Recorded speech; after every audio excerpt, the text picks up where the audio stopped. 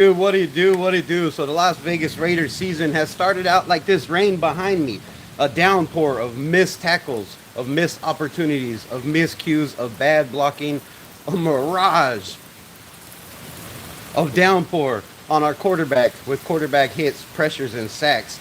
Man, is it time to panic? Well, no. Pump the brakes. Let me get out this rain.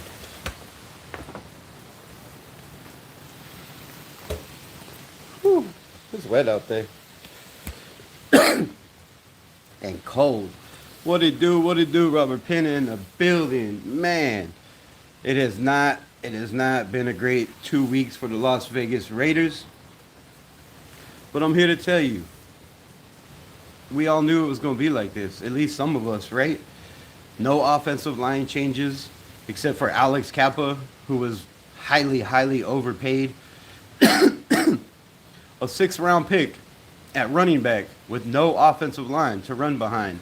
So we knew there was going to be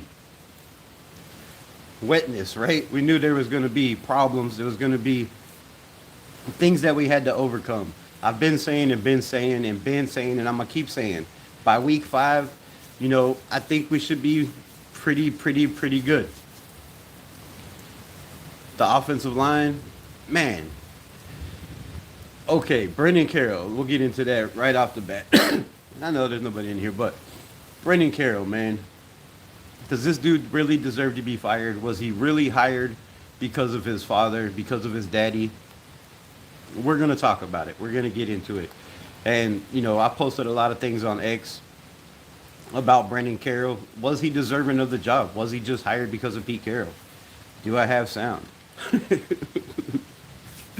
um, what? Oh, well. I guess we'll go live tomorrow, too. Was it really the wrong date? What the fuck? And can you hear me? Damn. It wasn't midnight when I posted it. What the hell? All right, so anyways, man, it's been rough, right? It's been a rough last 2 weeks. The team has struggled mightily. I mean, heavily on offense. We've struggled on defense. We gave up an insane amount of yards to 4 running backs that, 3 of them nobody's ever heard of before. That can't happen. It can't happen in the NFL. You cannot go out there in somebody else's house and get beat by a backup quarterback who you released, 4 years ago, 5 years ago. How long has it been since Mariota was a Raider? Uh, Man, you can't go in and get beat like that, right? But on the other hand, I think a lot of the nation is absolutely panicking. A lot of people are forgetting where the Washington Commanders were last year. They were in the NFC Championship battling because it wasn't a whopping. They played their asses off against the Philadelphia Eagles, who made it to the Super Bowl and beat the defending champions, the Kansas City Chiefs. That's not an easy task, right? For a rookie quarterback, this team has a lot of veterans. It has a lot of veteran leadership. It has damn good coaches. It has 3 Super Bowl coaches on the roster. So, with that being said, it's not like we were playing just because Jaden Daniels was out. They put in all their backups at every single position, right? These are starting caliber, Pro Bowl caliber um, defensive linemen, linebackers, right? And Bobby Wagner, he's been doing it for 15 years, 20 years, it seems like. So it's not like we went in and just played a shitty team that we were supposed to win. If you look at my prediction, I had us losing this game, and I'm sure most people had us losing this game on their roster. But all of a sudden, because we get blown out, that changes. Like we squandered an opportunity. I don't get it. I don't get it. So, yes, there's growing pains. Yes, a lot of these teams look much better than the Las Vegas Raiders. Teams that have new coaches, like the Bears, right? When are we going to come out and have our showing? Well, we're going to have to wait, right? And see, is it going to be this week against the Chicago Bears at home? It needs to be, right? But is it going to be? I mean, That's the question, right? We struggle on the offensive line. We can't run the ball. We have a sixth overall pick at running back, who I think just barely made it over 100 yards. It doesn't even have over 100 yards yet. When you got running backs, taken late, you know, over there like Scattaboo running, for 60 yards, receiving another 60 something yards. What are we doing? What are we doing in this offense? Is it the team? Is it the coaching? Is it the age of the coaching, right? Are they, a little bit outdated when it comes to play calling? I believe all of that. I believe all of that is a factor right now. Shout out to everybody in the building. I don't have my glasses on yet. I'm just going to ramble for a minute. So, first off, is we have to accept the fact that the Raiders are a bad football team. They are really a bad football team. Now, my record prediction was absolutely, through the roof, and I said a lot of things had to happen for them to reach that mark, and none of those things are happening. We started off shitty, but there is an upside, man. There is an upside, right? And that upside is a lot of people have already watched, counted the Raiders out. I've heard all this news and all this talk about the Raiders are done. The season is over. We're picking fifth. We're picking fourth. We're picking first. I mean, y'all really going to call yourself Raider fans and say you bleed silver and black and you're already done with the season? Yes, it started out bad. But you don't think Pete Carroll, in his 14 years of coaching experience, has ever lost 2 games in a row? You don't think he knows how to come back for that? You don't think he knows what the problem is with this team? You don't think he doesn't see the offensive line is struggling? You don't think he sees his son, run game coordinator is there's no running, no forced run. There's no run. The coordinating is horrible. It's horrible. We're running zone. We're running outside zone, and you have guys that are graded better at one, and then guys on the other side of the line that are graded, running outside zone. And then you got guys that are better just running just zone. So the offensive line has to come together, man. These guys have to get it together. You have to find the right people. And if it's moving Jordan Meredith back to guard and putting JPJ, at center, I don't feel like they're going to try that or do that, until we get to the bye. And by the bye week, it may be too late, right? This team could very well be 1-6 by the time we get to the bye. Sorry, that hurt to say.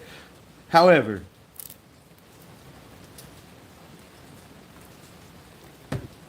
I don't feel that's the case. I had us at 4-2 going into the bye. And there's still a possibility, that we can get there. If you look at the teams we play, which I just had it on my phone. Hold up. All right. Shout out Robert Penn and Isaiah. Shout out to the 7 people in the building. If you look at the teams we play, damn it. Fuck did it go? All right. So we have the Bears next. Then we have the most daunting task of the season coming up. 10-7, and you're sticking to it. See, Robert Penna hasn't given up yet. Shout out to my OG in the building. Man, it is a rainy day. Raiders could get Archie. Why would we want Archie Manning? We have enough problems, bro. Come on, man. We have enough problems. That kid's got a lot of work to do. And if anybody in their right mind thinks that Archie Manning is coming out of college football this year, bro, pass me what you're smoking. Because do you really think that kid is going to enter the NFL right now? The way his season's going? You think his parents are going to let him leave college without an education? Come on, man. Come on, man. Do better. Just do better. That's all I'm saying. Do better. There's a lot of quarterbacks in this draft, not named Archie Manning, that we could go get. That are your mobile quarterbacks like everybody seems to think we have. And just to jump off track real quick, how did that mobile quarterback work out for the Ravens last night? Isn't Lamar Jackson, the most dynamic quarterback with the ball in his hands? And then all of a sudden, he gets sacked 7 times. What this? I thought it was a mobile quarterback league nowadays. You need a mobile quarterback to win, right? You got to be able to pick up first downs. But what happens if you can't? What happens if you can't? All right, man. So the Raiders play the Bears, right? The Bears just went out and put a whooping on the Dallas Cowboys, a team we play later on down the road. So Walt, what's good? You know, so it's not over. It's not over. If we can get a little bit of momentum against the Bears, we heard Coach say that he wants to bring JPJ in, right? They have plans for him out there on special teams, but not in the game last week was absolutely ridiculous, in my opinion. He should have been out there. Trixie Blue was good. Salute to you. Chewy was good. 12 wins. Yeah, man. Yeah. I ain't giving up. I ain't giving up, bro. You got me all fucked up. Think I'm going to come up here and fold my opinion after 2 games, bro. Come on, man. Come on. This team's going to get it together. They're going to get it together. And if anybody sits here and thinks we're going to only win 4 games, y'all are crazy, bro. You don't know who our coaches is. You don't know who Max Crosby is, right? You don't know the people that we have in the building. They're not going to sit here and take that loss lightly. I guarantee you. I guarantee you. So we got the Bears coming up. Then we got the Colts. Then we got a team that's struggling just like we do, but has a rookie quarterback. And, could be one of those trap games. Could be one of those trap games, the Tennessee Titans. And then we got to play another team that, is not the team that they've used to be in the past, in the Kansas City Chiefs. So I'm looking at it as, if we can get in those 7 games a win this week, that puts us at 2-2, right? Even if we lose to the Colts, which is a team that's rolling, and I think a lot of teams are going to lose to the Indianapolis Colts this year. They just seem to have it going. We got the Titans and the Chiefs, and then a bye, right? Oh, it's not showing the bye on here.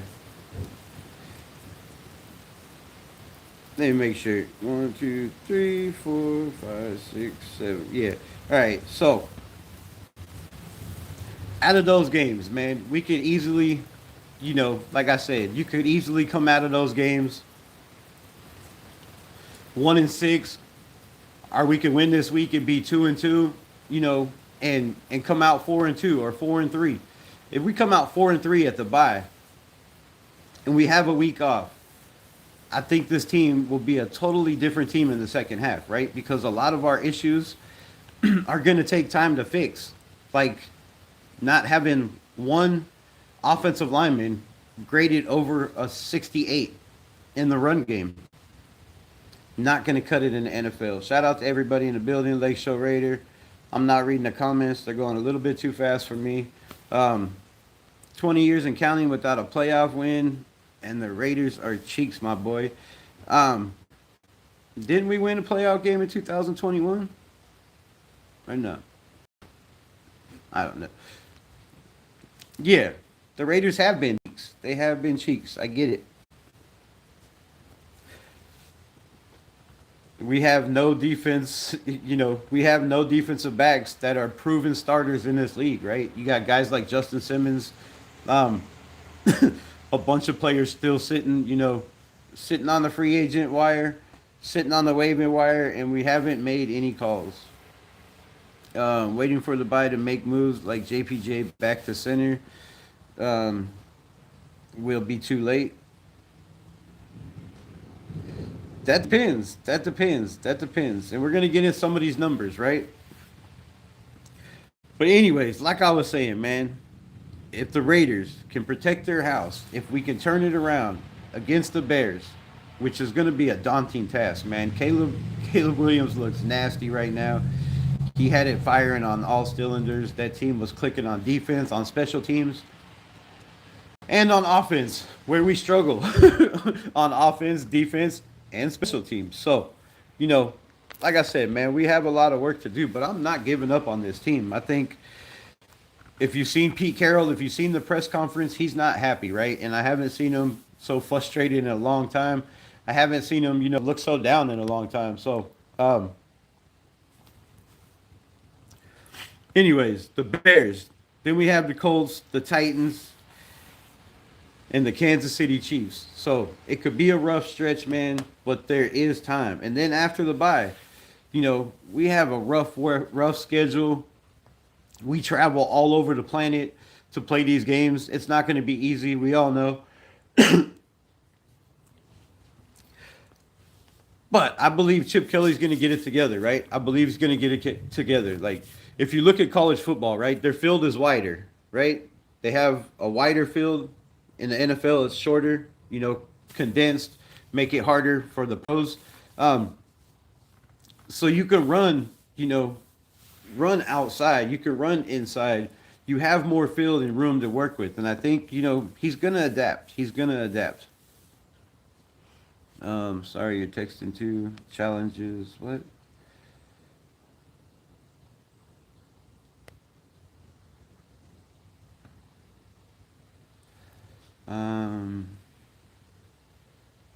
Yeah, we only won 4. Bears gonna smoke us? Y'all are really giving up like that? Damn. Damn. Damn. All right. Sorry, I'm trying to read some of this. All right. So let's just get to this.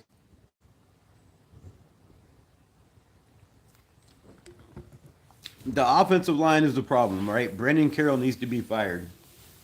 But if you look at the stats, and I know the stats don't mean everything, but if you know these stats are configured, it kind of does, right? It kind of does. It kind of means a lot.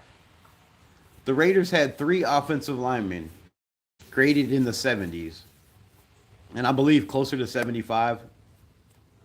Dylan Parham, Jordan Meredith, and Colton Miller. For the first time in like 4 years, have we had 3 offensive linemen graded that high. Now, is that Brendan Carroll? Is that the offensive lineman? Alex Kappa was graded in the 70s, bro.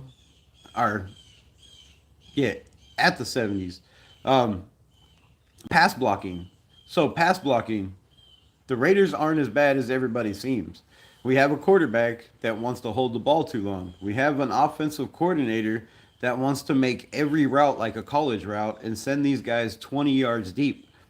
When you're getting blitzed, when they're even sending just 5, man, which is a blitz, right? If you're running a 4-man front, 5 is a blitz. But if you're bringing 5, if you're bringing 6, and we only have 5 guys, you're not going to win. We're not going to win. Gino, under pressure, which he was under pressure and under rest all game. His numbers are horrible, man. They're awful. Now, there were 2 plays where he rolled out and made some damn good passes, right? One was a catch to Jack Besh, which everybody's been waiting for Jack Besh, Jack Beck to see, what we got with our second round pick. Why isn't he out there? I believe he should be out there more, right? He's the only one that I've seen watching film that had the awareness in any of these plays to come back to your quarterback. Everybody else is just like, he'll get out of it. He's mobile. But when you have 3 offensive linemen graded that high in the pass blocking, you can't blame that on your offensive line and say our offensive line is trash. Now, when it comes to the run grade, our highest run graded player was Colton Miller at a 68. Our lowest was Alex Kappa at a 39. You can't have that in the NFL. You can't have that in college football, man. If you have players on one side graded up here and the other side graded down here, you're gonna have a problem. You can't run the ball, but only to one side. Another fun fact: when Ashton Genty ran the ball behind Dylan Parham, I think he ran the ball 4 times for like 30 yards. When he ran the ball one time behind Alex Kappa, it was a -8 yard loss. minus 8 yards. So we have problems on the offensive line, but it's not like people think. DJ Glaze had a horrible, horrible game. But as I'm watching the tape, Lake Show, I mean, some of us knew what we were getting, some of us didn't. But as you're watching the film, man, Alex Kappa next to DJ Glaze does not help DJ Glaze. I think JPJ over there is a lot better than even Meredith, right? Because JPJ is a little bit more physical. He knows what he's doing over there. He's gonna, he's a lot quicker than Alex Kappa for one, and he's gonna get to his blocks. Now, Alex Kappa trying to pull. Oh my God, bro! Come on, man. The same thing last week. Trying to pull. He is so slow. He knocked over Michael Mayer, or he got blocked into Michael Mayer, which got blocked into Ashton Genty, and one guy took down 3 of our players on a run play. One guy, because he was slow getting to his spot, getting to his gap. And you can't have that, man. You can't have that. So with JPJ back in the lineup, I think this is a much different team. We've seen it week one. The offense struggled, right? But they weren't that bad. And the defensive front we faced was pretty good. They blitzed a lot. They stacked the box for Ashton Genty. So I agree, Pete Carroll's son. What are you talking about?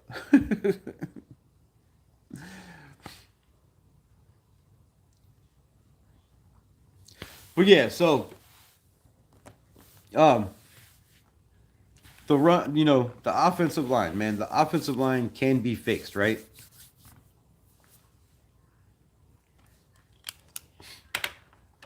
It's gonna take time, and I know we have guys that we drafted in the third round, right? Which is, that's a very high draft pick, um, not for an offensive lineman, right? But guys drafted in the third round are expected to play in the NFL. At least, sometimes, at least some of the times, get on the grass. Now, if you're an offensive lineman, you're not gonna, you're gonna have them out there on kickoffs. You're gonna have them out there on field goals, possibly. But if he can block on field goals, why can't he be out there during the game? And I'm talking about Caleb Rogers, right? They have him listed on the right, on the left side behind Dylan Parham. Dylan Parham could play left or right. I believe that, they're working on it now in practice. You see guys switching a lot, and they're trying to find their spot.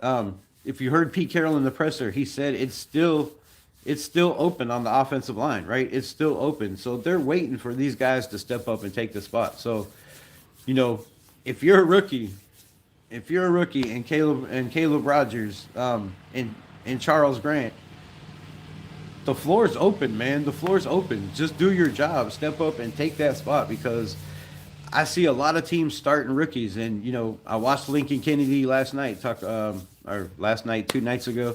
I watched Lincoln Kennedy, one of the greatest tackles, offensive linemen we've had.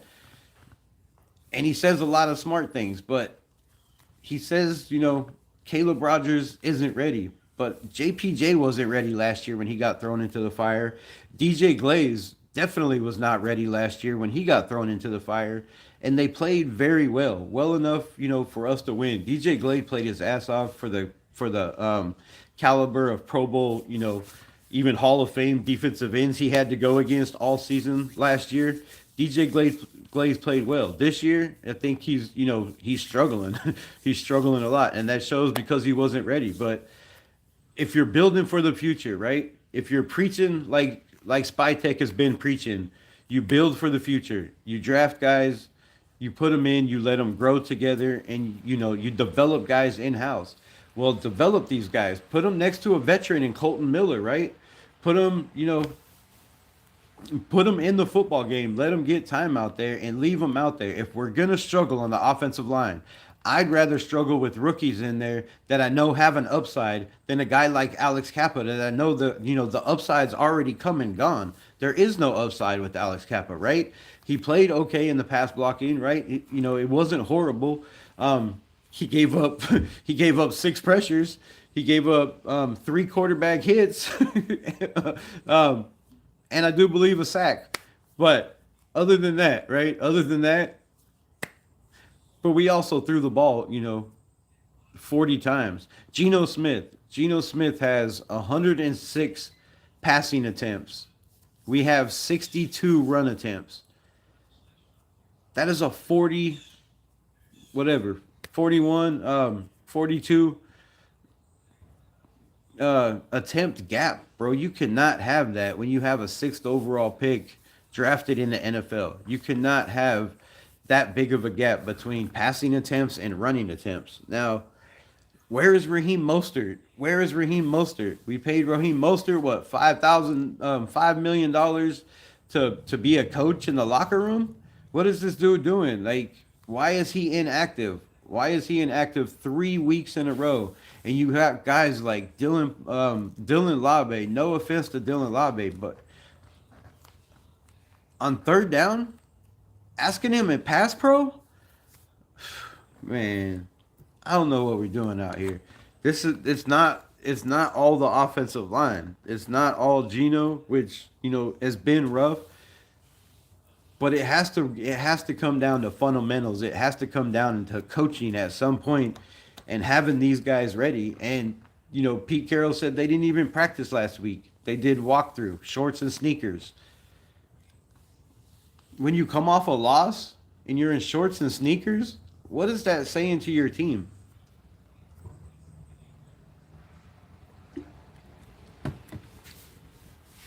I get the whole try to love your guys, right? I get the whole, show them you care for them. But this is football, bro. This is football. You can't be lovey-dovey all the flipping time. You need to go out there and be aggressive, get on these guys. And we had this problem last year, man. We had this problem last year with Antonio Pierce wanting to be buddy-buddy and friends with every single player in the locker room, right? Now, I don't know how they were out of the building, but in the building, they all got handshakes and shit. Um,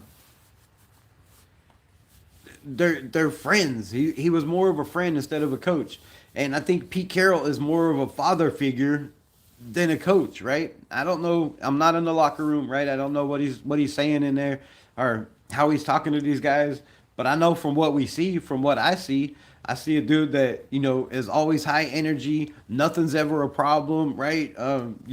Just keep doing your job. Just keep doing your job. And I feel, with that energy, it could be a good thing, but it could be a bad thing, man. It could end up being a bad thing.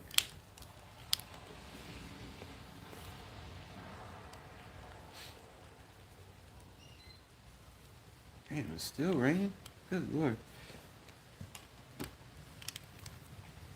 All right, what is all these? All we're doing is keeping the offensive line coach that sucks. You need to get rid of Pete Carroll's son. This offensive line can't figure it out what they're doing. It's just gonna keep on losing. Well, I mean, we come in here with that energy and say, if the offensive line doesn't do their job, we're just gonna keep on losing. But I've heard so many people say that a good quarterback, a great quarterback, a mobile quarterback makes up for a bad offensive line. Where is this at? Where is this at? I do not see a mobile quarterback making up for this bad offensive line, right? I heard all last year, if we only had a mobile quarterback, if we only had a mobile quarterback, if we only had a guy that could pick up first downs with his feet. How many first downs does Geno have picked with his legs instead of sacks? How many times has Geno been sacked? How many times has Geno been sacked? Let's find out. Come on, man. I know he's on pace to be sacked 68 times. Viva Tristan Khan. How many times has Geno Smith been sacked? the 2025 season.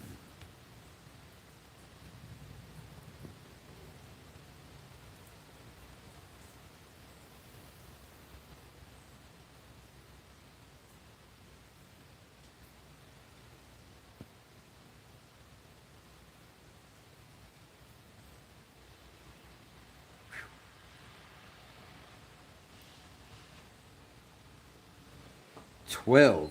What? Is that right? Damn.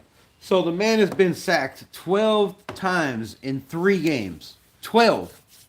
12 times in 3 games. I thought he was a mobile quarterback. I thought we needed a mobile quarterback, a guy that can make plays with his legs, right? A guy that's not going to stand in the pocket and hold the ball too long. That's what we have right now. That's what we have right now. We have a pocket passer that is just standing there holding the ball, just like Gardner Minshew did. It's the same thing. It's not Rachel 420 was good. Appreciate you. You know, yes, the offensive line is struggling, but they're not as bad as people think, man. When Geno Smith has 3.11 seconds last week to throw the ball, and then 3.3 seconds this week to throw the ball, how much more time do you need? How much more time do you need as a veteran quarterback in the NFL for 15 years now? How many defenses have you seen? Do you not know when they're blitzing? Do you not know when they're showing a 7-man front that, or 8-man front and everybody's on the line, that probably 3 of those guys are going to drop back, and one of them's going to come? If you know there's a blitz, why are you not checking into a play that's a hot route? Why are you not checking into a play that's a slant route? Why are you still keeping these plays that are called by Chip Kelly that are 15 yards down the field, 20 yards down the field? Every play, it seems like they're looking for a big play. Even the play with Jack Besh, man. Even the play with Jack Besh, right? When he came back to the ball and got the first down when Geno rolled out of the pocket instead of taking a sack, threw a damn good pass on the run, right? Got his hips around, got the ball where, only Jack Besh could. But my point is Jack Besh was 15, 16 yards downfield. And, join me tonight. I'm going to break down some film. I will be back on later. But we're going to break down some film. We're going to go over it. We're going to show some of these plays and talk about it. But when your receivers are 15 yards down the field and your quarterback is scrambling and nobody is looking at your quarterback, that's not on the offensive line. That is not on your quarterback. That is on your coach. That is on play calling. That is on coaching. These receivers have to know you got to look back at the ball, man. You can't just run your route if it's a 15-yard route and only look back at the ball when you're turning around to face your quarterback. Like, it's too late. They have to be able to watch the film. I mean, if I have stats and y'all have stats, everybody has the stats, right? You got 3.11 seconds, 3.3 seconds to throw the ball. You got to get the ball out fast. That means these 15-yard, 20-yard routes are not going to work unless you're, it's a design rollout by your quarterback. Now, if you have a mobile quarterback, why are you not rolling him out of the pocket? At least once every down, every three downs, at least once, right? When you're in the shotgun, he's what, 5 yards back from the 5 yards back from the center. He's not taking any more depth after that. He's staying right there, and letting these guys tee off. I think when we've been in the shotgun is when we got most of our sacks. How does that happen? How do you get most of your sacks in the shotgun and blame that on your offensive line? That's play calling. Geno Smith needs to be up close to the center. You don't let your defensive ends tee off on this guy, right? If you're just standing back there and you have, defensive ends wide that are faster than your offensive edge rusher or blockers, they're going to run right by Colton Miller. They're going to run right by DJ Glaze, right? That's why they're putting them out wide. And every time we'll show it on film. Every time Geno was in the shotgun, every single time, they were just coming. They were just coming on the outside, coming up in the middle, no stepping up in the pocket, right? No running. If you watched the game last night on Monday Night Football, Jared Goff, who is not a mobile quarterback, right? He's a pocket passer. Every time he was blitzed, it was within 2 seconds he was running. He already knew they were coming. He felt the pressure and he got out of the pocket. But he's not a mobile quarterback. But we're paying $66 million to have a mobile quarterback that can make plays with his legs that aren't making plays with his legs. He's made, what, a couple runs, a couple first downs, and taken 12 sacks. You can't take 12 sacks and blame it all on the offensive line when you're holding the ball more than 3 seconds. When you have guys open that you're pumping and thinking about it and then looking this way and then you're getting hit. The same thing Gardner Minshew did. This is the same thing we seen last year.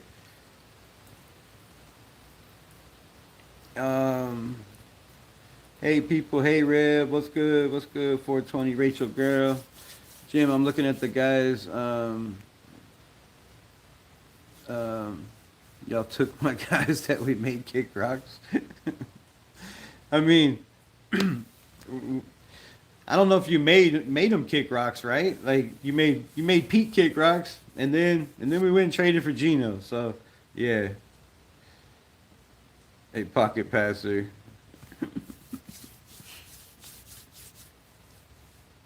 Double tap the screen for the likes. Appreciate y'all. Yeah, hit them like buttons. I appreciate everybody in the building rocking with me.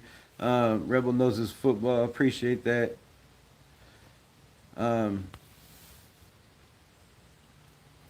So many had their backs to the main players, right? Right? Again. As soon as we made them kick rocks, we've been doing good, right? And, that's another thing, Seattle. Let's not talk about the Raiders for a minute. Let's talk about the NFL, man. Let's talk about the NFL. Who in the hell is the offensive coordinator for the Eagles? I mean, the Eagles for I thought I had a search down here for the Detroit Lions, right? Now I'm not always right. Obviously, you see by this season, but I'm not ever gonna come up here and say, "Oh, I didn't say that," or stutter or mumble. I'm gonna stand on my shit. But I did say the Detroit Lions were gonna struggle because they had a new offensive coordinator. It was gonna take time for them to get it together. I was absolutely wrong. This man is a dog. I posted on X. Go check out the interview or watch it on YouTube. Why does it seem like, these young offensive coordinators come in and just seem like they have a way better knowledge of football, of game plans, of blocking angles? That's another thing. Us constantly blocking straight up when we're running a zone is absolutely ridiculous. You need to get more angles on our blocks, but the Detroit Lions, man, their offense was absolutely crazy. They had pitch plays to the, they're handing off to their number one receiver in the backfield and then having them option it to their running back. Like, that's innovative shit. You've seen the Chicago Bears, right? Doing the old flea flicker. And you see us doing nothing. We don't run no bubble screens. We don't run no in the rounds. We don't run no reverses. We don't run any screens. I think that is like against everything Chip Kelly believes in, is to run a screen to Ashton Genty. I mean, what are we doing here? What are we doing here?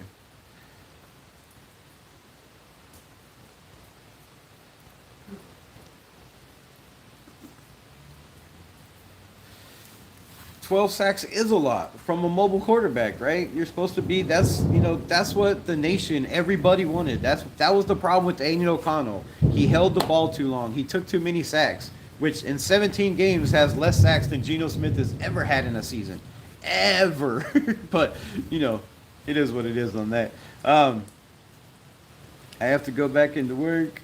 Appreciate you popping in. Make sure you pull up tonight as we break down some film. The problem is our O-line. They look like Hoop Warner line, Pop Warner line. No, I can't read RC. At times. Look, Here's the thing with our offensive line, and this goes back to coaching. It goes back to coaching again. Our offensive line last year with JPJ at center, Meredith at guard, Parham at the other guard, DJ Glaze and Colton Miller, right? The last 4 games of the season, they were the 8th best offensive line in the NFL. And I know it was only 4 games, and I know they played shitty teams, right? Well, they didn't, because they played the Atlanta Falcons, who have a very, very solid pass rush and one of the best rushers. I mean, not the Atlanta Falcons, the Houston Texans. And then the last game of the season, they played the Chargers, who played most of their starters in that game because they were battling for the playoffs, right? So they didn't come out, soft and weak. And our O-line held up against the Chargers. That was just, 4 games ago, right? Yes, we had an off-season in between there. But my point is the offensive line was starting to take shape. They were starting, to gel together with JPJ at center. And then you come in and blow it all up, which I don't understand. Most of the nation don't understand. But the point is last year, even though the last 4 games we were starting to do good, they were 13th in the NFL, right? When facing a 4-man front. When facing 5 or more, they were 28th in the NFL. You know what's happening right now? When facing a 4-man front, they seem to be pretty solid. When facing 5 or more, we're last in the NFL again. But this is an issue that they seen. Oh my God. Y'all jump on anything. The nepotism shit is hilarious, bro. Y'all are the biggest sheep I have ever seen on the planet. I swear to God. One person posts one thing and y'all just gonna run with this shit for the rest of your lives? Like, yes, the man got a job because of his father. But if your father owned a business or was was running some shit and you needed a job, wouldn't you hire your kid? Now, if he wasn't the most qualified, you want to think about it, right? But if you felt like he was, then you probably would. So, Frank, you're funny, man. You're funny, bro. But but a few of those touchdowns the Raiders missed. I mean, there's a lot, bro. There's a lot. The incompletes, right? The accuracy, the 2 touchdowns that we had down the field, in pretty much garbage time when they weren't being blitzed, which I've said on this channel since day one when we got Geno. If we can have an offensive line that keeps Geno perfect, we win a lot of games, which I was hoping we would, right? But I've been saying that. Geno under pressure is Geno. No, Geno. No. That's what we say all game. No, Geno. Under pressure, he doesn't make good decisions. Pete Carroll knows that. Chip Kelly had to have watched film on him and known that, right? He tried to recruit him. He tried to have him on his team. You have to know that Geno Smith, to get the best out of Geno Smith, you have to give him time. You have to give him time to throw the ball. He's going to hold the ball, wait for routes to develop. He's not going to throw guys open. He's not going to, throw the ball with anticipation very often. I'm not saying he can't. I'm saying he's not going to do it very often. And that's a problem in the NFL. That's a huge problem. If you can't lead guys, if you can't throw guys open in the NFL, if you're going to wait for every route to develop, you're going to get sacked 50 times, 56 times last year. Now, everybody blamed it on Seattle's offensive line last year, that it was, it was all Geno's fault.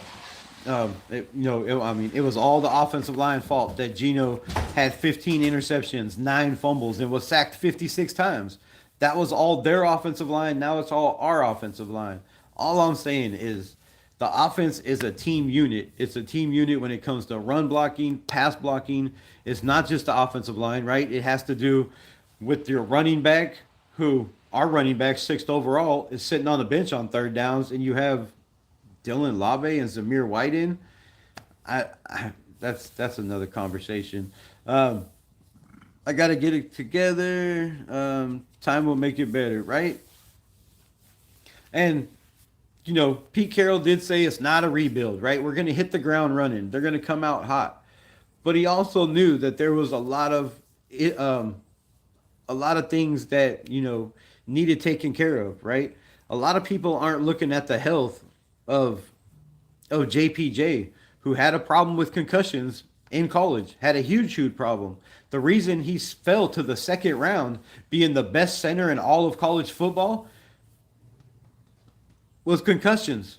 That was the only reason JPJ fell. A lot of teams weren't willing to take a chance on a guy that had as many concussions on the offensive line as JPJ. The Raiders took that chance, and then they put him at center. Pete Carroll, I believe, is smart enough, and the rest of this organization to say, man, if we're gonna keep JPJ as healthy as possible, you got to move him to guard, right? The center takes a lot more brunt hits. You have a lot more guys blitzing in the A gap, right? You have a lot more guys blitzing in the B gap, which I mean, I guess is the guard, but you're gonna have linebackers coming through a lot more forceful, and the center takes a lot more hits with his head, right? He's down, he's got his head back, he's trying to snap the ball, and if you have guys blitzing, you're gonna take a lot of hits to the head. And JPJ is very physical, and he leads with his head a lot, which is not something you can fix to a guy that's already in the NFL, right? You can't, like we tried to do with Ashton Genty. You can't change a guy's stance when he's been doing it his whole life, right? And you can't just tell JPJ all of a sudden that, don't lead with your head. You got to get your arms out there. But he has short arms, and that's a problem. When you have short arms and guys' arms are longer than you, you're going to collide all the time. So, if y'all want to ruin JPJ's health, then yes, put him back at center. If you don't care about this kid or this young man, and you care about more about winning in this franchise than you do than the health of our players, then keep rooting for JPJ to be back at center. But as far as I'm concerned, I think he's just fine at right guard. I think he's going to be an all-pro player, whether it's center, whether it's guard.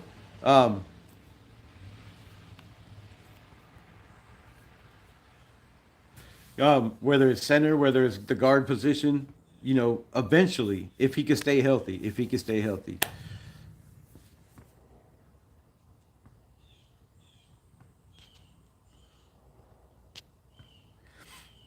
And what do y'all got to say? How y'all feeling? What is your thoughts?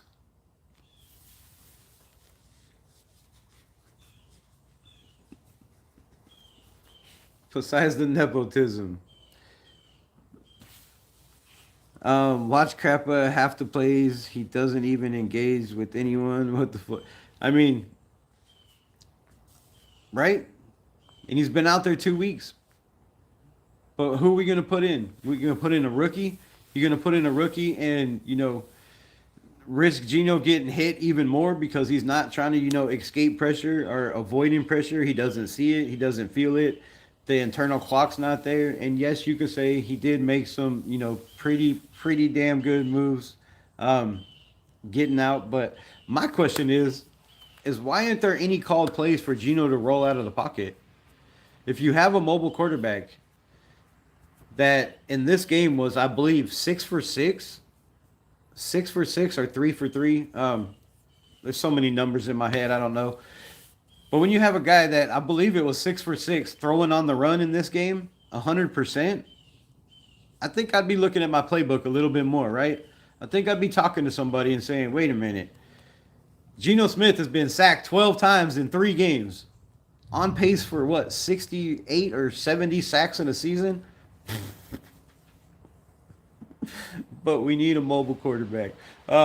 Anyway, I think I'd be changing my playbook, right? If you have a quarterback that's 6 for 6 throwing on the run, that can throw on the run, why is he standing in the pocket? Last year, we seen every single play Gardner Minshew roll out of the pocket, right? This year, you got Geno just, standing in there. Bobby Wagner, on a play we need, right? There's still a little bit of time in this game, right? A chance to, possibly, if we get a drive, if we get some points on the board, that we can do something, right? You got Geno Smith at the line looking at Bobby Wagner. He's coming, bro. He's coming right at you. He's looking right at him. You got Dylan Parham standing there who it's a zone scheme. You're supposed to get that guy. That's your man. You're not supposed to double this way when everybody's going right and you're going left. So everybody goes right. Dylan Parham goes left, and Bobby Wagner comes straight at Gino. And what does he do? He lays down, bro. You don't try to run away from Bobby Wagner. You don't. You're a mobile quarterback that still says, you still got juice in the tank, and you don't try to get away from Bobby Wagner. As soon as you caught that ball, you should have been running. You should have been rolling out. You seen there was no protection. That's the problem. I think that's the problem we're having.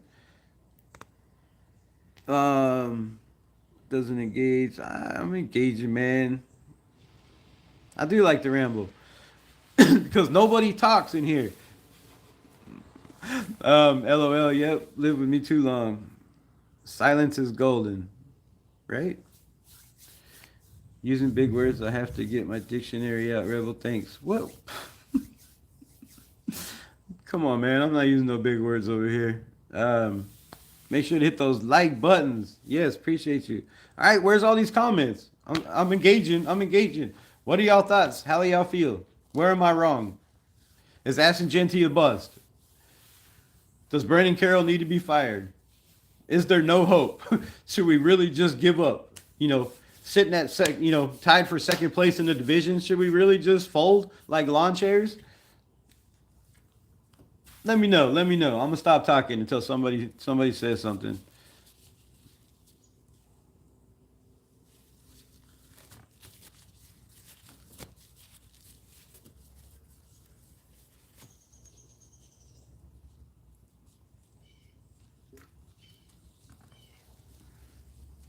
And that thing is sweating.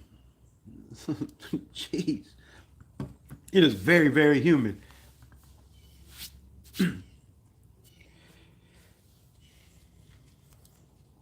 Oh, look, man, I said there was a lot of things that needed to happen, right, for this team to be 12-5. Is that possible? Probably not. But is 10 wins possible and the playoffs? Yes. For now, there's still a chance. Now, if we hit the bye week and we're 3-4, it looks a little grim. It looks a little grim, right? But if we hit that bye week and we're sitting at 5-2, or we're sitting at 4-3,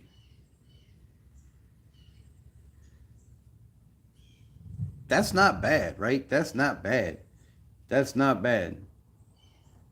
I've said it and I've said it and I've said it again. It's going to take time. And I think Pete Carroll's plan, when you keep hearing him say he has a plan, right? They have a plan. They have a plan. I feel like that plan is for these rookies to develop, and then, get them out there against Kansas City, right? Or, after the bye, get some of these guys out there and see what they can do, whether it's on the offensive line, whether it's Darian Porter Jr., who, got a couple snaps last week because, we were getting blown out, which was good. And he showed that he can go out there and cover, he can make tackles.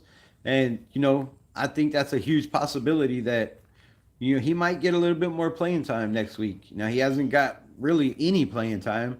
But the biggest problem I see right now, is we have 4 out of 11 draft picks not dressed, inactive, who are healthy, who could be used, right? Who could be used. Because I don't know what position they're using these guys for. It's not on special teams, which was absolutely ass. It's not on defense, which, man, I don't even want to talk about Max Crosby in the defense right now. But we will in a minute.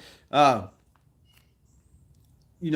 aspects were bad. And you got J.J. Pegues, who could play fullback, who would be very, very wise to run a wishbone set. To have a big guy like that can come in and bow right in the hole, right? And then you just got Ashton Genty to, come in, make your cut at the line instead of 8 yards behind the line. Because for a dude that played running back in high school, there is nothing worse than going to get a ball and seeing three people in your face. Like, you got your hands in position for the handoff, and you know you're going to get leveled. So no matter how good you are, you cannot Barry Sanders, LaDainian Tomlinson. It doesn't matter, man. Eric Dickerson, Sweetness, Walter Payton. It doesn't matter who you are. If you are getting hit as soon as you touch the football as a running back, or you have to make a cut as soon as you take one step, more than likely you're getting tackled for a loss. I'm just saying, more than likely. Um, Talking Raiders, laugh my ass off, losers. What do you want to talk about? I think it's possible to get 10 wins, 11. That's, man, not if they don't turn shit around. Not if they don't turn it around.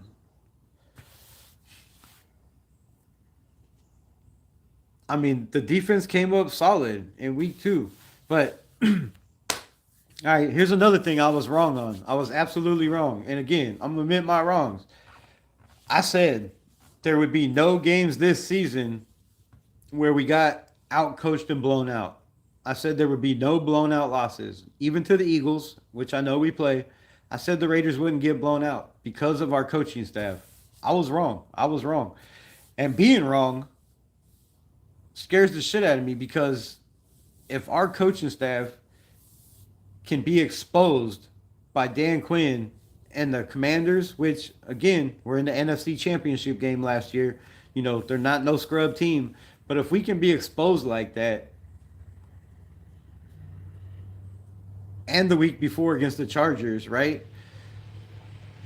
That leaves a lot of question marks. How many teams are just going to be able to watch the film and expose us like that? Because we've already heard a San Francisco 49ers defensive back who got picked off in the preseason from Aiden O'Connell said he knew what was coming. He knew what was coming. He said he watched the film, right? He's seen the play. He's seen where the receivers were lined up, outside of the hash. He already knew what was coming, and he broke on the ball and got the interception. We've also heard two different teams, tight ends, say it's very predictable. If you go watch the film from Pete Carroll, 2002, 2008, 2015 to now, it's the same. It's the same defense, right? It's the same. Now they've tried to mix it up and throw a little bit of wrinkles in there, but I think they're it.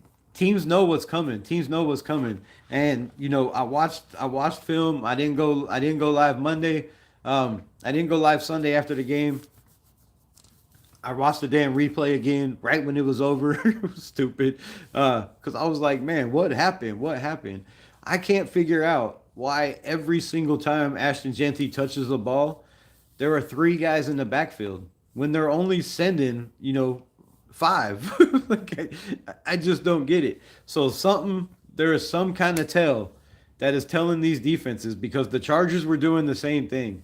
There is something on film. There is something the Raiders are doing, whether it's the offensive linemen, I don't know. Whether it's the formation, I don't know what it is.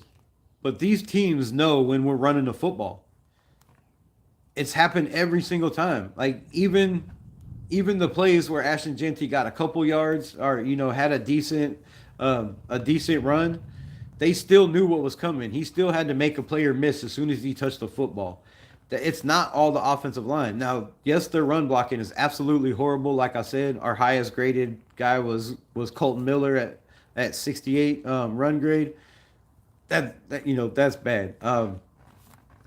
The winning percentage for defenses against our offensive linemen is horrible. We've also had we also had 39 sacks. Or wait, what? 39 pressures. 39 pressures within less than 3 seconds. So, knowing that in the last two games, why are you not rolling Geno out of the pocket? Why are we not throwing this dude on the run?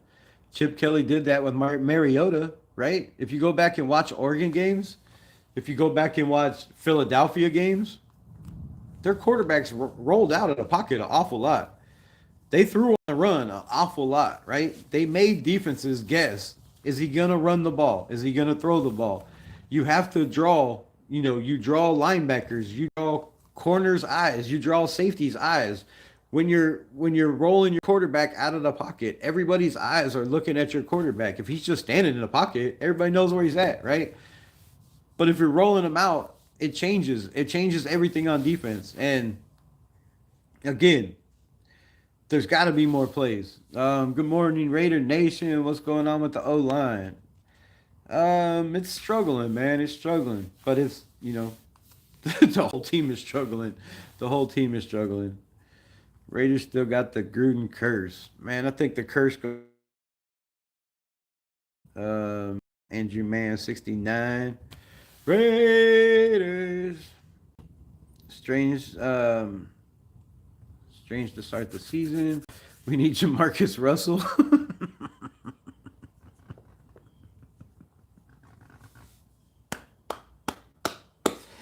Yes, text of the day. That's what I'm talking about. Bring back J Mar. Bring back J Mar.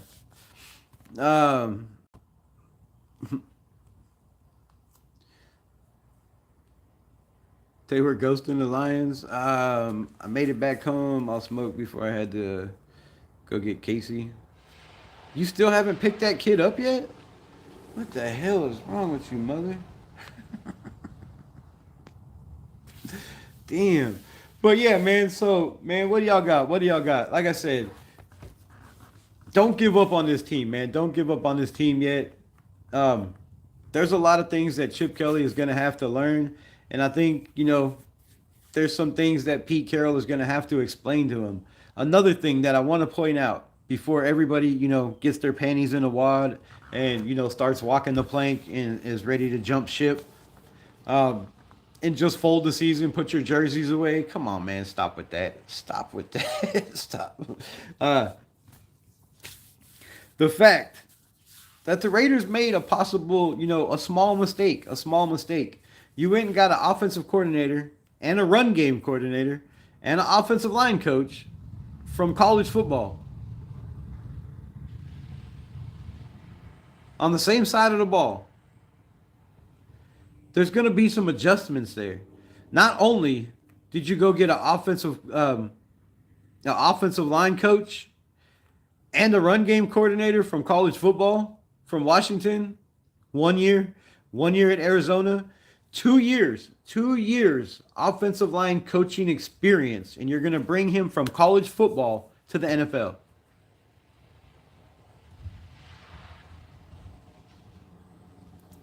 Now, I know I was talking shit at the whatever the hell it's called. I don't even know what it's called. Pete Carroll bringing in his son, and yes, it could be a problem. But man, we can't call it a problem after week 3, right? After week 3, when we had three offensive linemen for the first time in 15 years, graded a 75 or in the 70s and above. So, man, give it time. It's gonna come together. The run game, however, and the play calling. Let's get to the play calling. The play calling seems to be very college-like, right? In college football, and our blocking seems to be very college-like also, right? In college football, when you have a powerhouse like Ohio, right? When you have a team that's in the national championship, bro, almost every single year, or I guess they didn't have a national championship every year, but when you have a team, that's battling every single year for the college football championship, when everybody that comes out of that system, let's go out here because it's a lot nicer now. The rain has stopped. Let's look at the beautifulness. Yeah, man. So when you have a college coach that comes to the NFL, right? Like I said, you're coming from Ohio, where you dominated everybody. When you played small schools and small teams, your offensive lineman was bigger, stronger, right? You can block straight up. You can block straight, but blocking sideways at angles gives you a way better advantage. Now, in college football, you see most of the plays are 20 yards down the field, 25 yards down the field, right? Once in a while it slants. It's mostly a spread offense, right?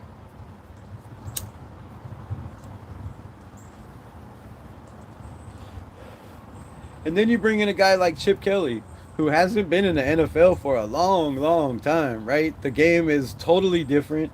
The players are bigger, they're faster, they're stronger, they're more intelligent.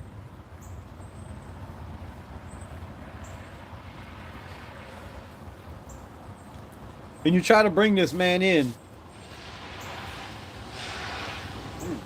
you try to bring him in and change a franchise that was last in the NFL in run, that was last in the, that was middle of the pack in passing, right?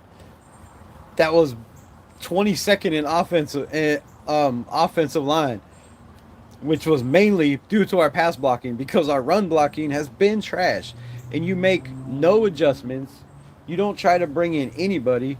You save all the money we have for what future? I don't know, because it's Raider Nation, bro. If Pete Carroll's not winning this year, they're gonna be calling for his head too. There is no patience for a franchise that have not won a playoff game in 20 years.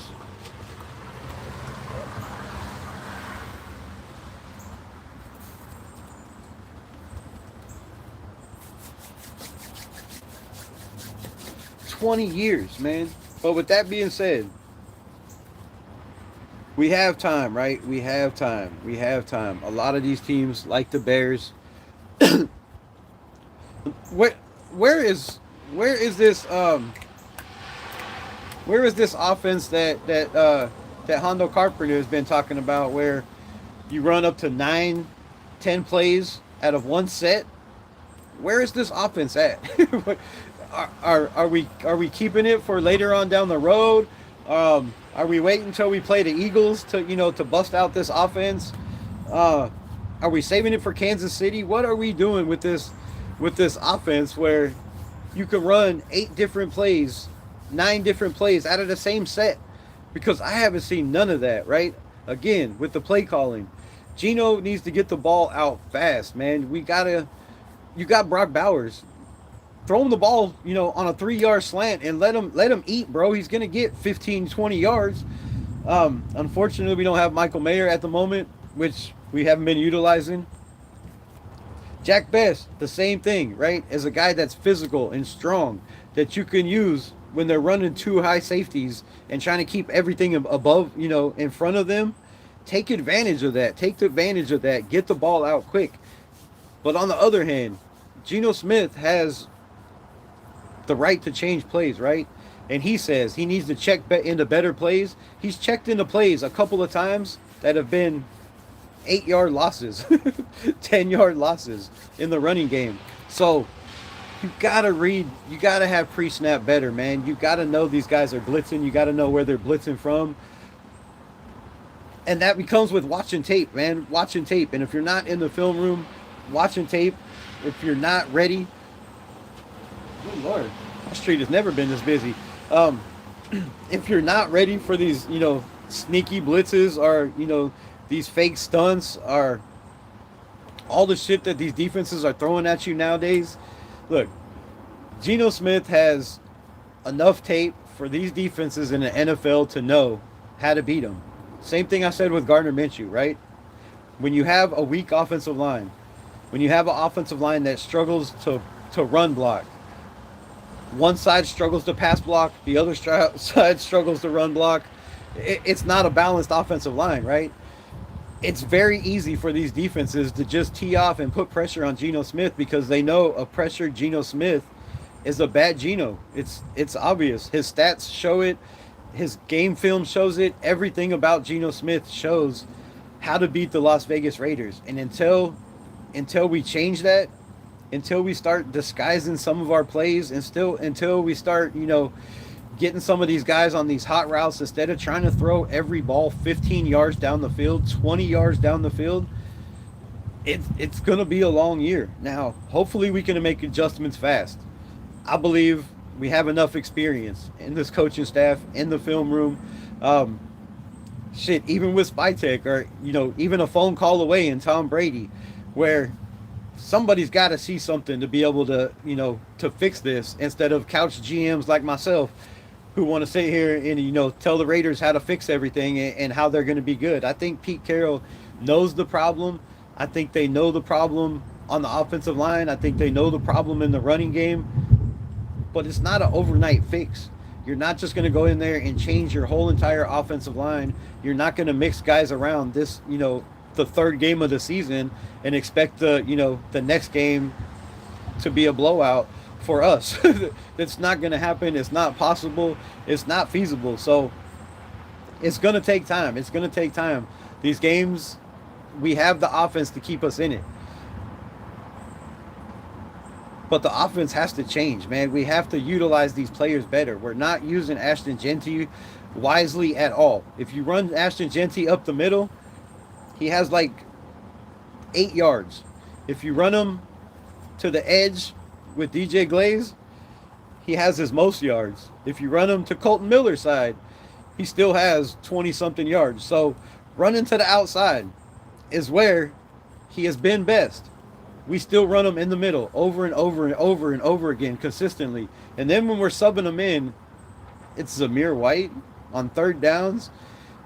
We have to do better, man. We have to do better as a coaching staff, as an organization, as a team, as a group out there, right? We can't blame it just all on Geno. We can't blame it on the offensive line.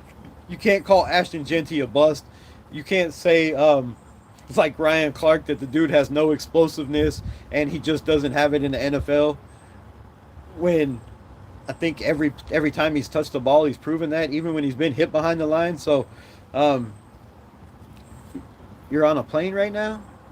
Oh, your son's on a plane right now. I'm like, what? It's like, you're watching me on a plane? That'd be pretty cool. Never been a fan too long. So, the fixes will come. I believe we have the right people in the building, the coaching staff, to get it done. But on the other hand, man, there's, the good side and the bad side. The bad side saying Pete Carroll might be past his prime. Some of his issues on why Seattle decided to move on and go get a young, very, very young coach that seems to be doing pretty well with the team Pete Carroll was struggling with. It Father Time might be catching up, and I hate to say that, but I feel like with the heads in the building, that if they just all come together, if the communication gets better on the offensive line, if the play calling, gets a little bit more dynamic, something besides the same thing over and over and over again. And we have to figure out why they're teeing off on the run, man. Because if you can't run the football in the NFL, as we've seen last year, you can't win games, right? You can't compete at a high level. And that's a big, big problem, man. So with all that being said, have hope, have faith. We're still 1-2. We're still in second place in the division. And there's a long, long season to go, man. 14 more games. I believe we can get on track. Like I keep saying, by week 5, I think the defense, should be on point. But we got to figure out, is it going to be Kai Blue Kelly? Is it going to be Darian Porter? Eric Stokes seems to be doing his job just fine on the one side. We have problems. We have problems on the other side. We have problems with our number one, right? Captain of the team, defense, Captain Max Crosby over there on the sideline, that's gone viral, right? Bitching about guys being wide open. But then on the other hand, you have him getting beat by Mariota for a 25, 30-yard run because he bit on a fake handoff, bro.